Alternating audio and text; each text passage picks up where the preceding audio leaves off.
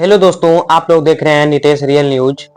आज हम लोग बात करेंगे महाकुंभ मेले में आए हुए नागा साधुओं के बारे में। बहुत लोगों को पता नहीं होता है कि नागा साधुओं का उद्देश्य क्या होता है, वो कहाँ से आते हैं और फिर कहाँ चले जाते हैं।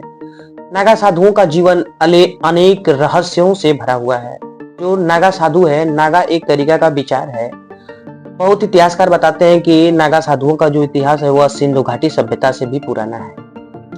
नागा साधु बनने से पहले व्यक्ति क्या करता है कि वो सबसे पहले अपने शरीर का अंतिम संस्कार करता है और फिर पिंडदान करता है, तब वह नागा बनता है। नागा का अर्थ होता है पहाड़ संस्कृत भाषा में। जो नागा पहाड़ पर अपना जीवन यापन करते हैं। और दूसरे शब्दों में कछारी भाषा में नागा का अर्थ होता है एक वीर सैनिक। इसका कंसेप्ट जो है वह आदि शंकराचार्य ने जो 4 पीठों की स्थापना किए थे उससे जुड़ा हुआ है। जब शंकराचार्य ने 4 पीठों की स्थापना किए थे तो उन चारों पीठों की सनातन धर्म की रक्षा करने के लिए तभी से नागाओं को शास्त्र की दीक्षा दी जाती है। उसके पहले नागा लोग सिर्फ तपस्या ही करते थे। तो जो नागा होते हैं उनमें 4 चीजें होती हैं जानने लायक।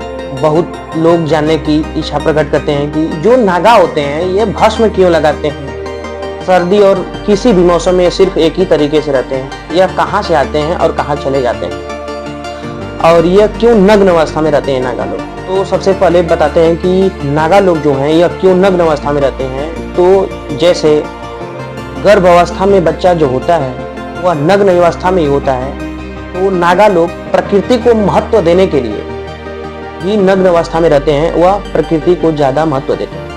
दूसरी बात कि नागा लोग ये भस्म क्यों लगाते हैं, तो इसका कंसेप्ट है कि भस्म लगाने का उनका चिन्ह है कि वह मृत्यु को विजय प्राप्त कर चुके हैं, उन्हें मृत्यु से डर नहीं लगती है। और तीसरा, वह सर्दी किसी भी मौसम में एक तरीके से ही रहते हैं, तो वह नागा लोग जो होते हैं वह उस मनोस्थिति में चले जाते हैं जहाँ पे उनको कोई दर्द ही नहीं होती है। उनकी इच्छा शक्ति इतनी मजबूत होती है कि उनको कोई दर्द ही नहीं महसूस होता है। और नागा लोग सिर्फ पहाड़ों में ही रहते हैं, और सिर्फ पहाड़ों में ही रहते हैं नागा लोग, और सनातन धर्म की रक्षा करते हैं। ये जो नागा होते हैं इनका जो है, ये जब पहाड़ों में रहते हैं तो इन्हें शस्त्र और शास्त्र दोनों की दीक्षा दी जाती थी। जब 1748 में अहमद शाह अब्दाली ने जब इलाहाबाद पे आक्रमण किया था तो इन्हीं नागाओं ने ही उनका सनातन धर्म से रक्षा किया था। फिर आधुनिक समय आया, नागा लोग संसारिक मोह माया से बिखर गए, संसार ही छोड़ दिए, मतलब संसार को त्याग दिए। उनकी फौज जो थी वह बिखर गई आधुनिक भारत आने के बाद।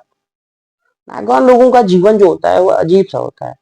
नागा लोग भिक्षा मांगकर अपना भोजन करते हैं। उन्हें एक दिन में 7 घर ही सिर्फ भिक्षा मांगना होता है। अगर 7 घर से अगर नागा को भिक्षा नहीं मिलती है तो 8वें घर में नहीं जा सकते। उस दिन नागा साधु को भूखा ही रहना पड़ता है। ऐसे नागा साधु हमारे देश में सनातन धर्म की रक्षा करने के लिए, हमारे नागा साधुओं की जो संख्या है वह 4 लाख होती है। बहुत सारे देशों में इतनी उनकी फौजों की संख्या भी नहीं होती है।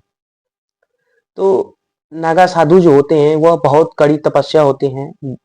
फल की वह चिंता नहीं करते हैं, बिना फल की चिंता किए हुए तपस्या करते हैं। वह संसार से एकदम विरक्त हो जाते हैं। आप लोग दोस्तों बताइएगा कमेंट बॉक्स में कैसा लगा ये वीडियो।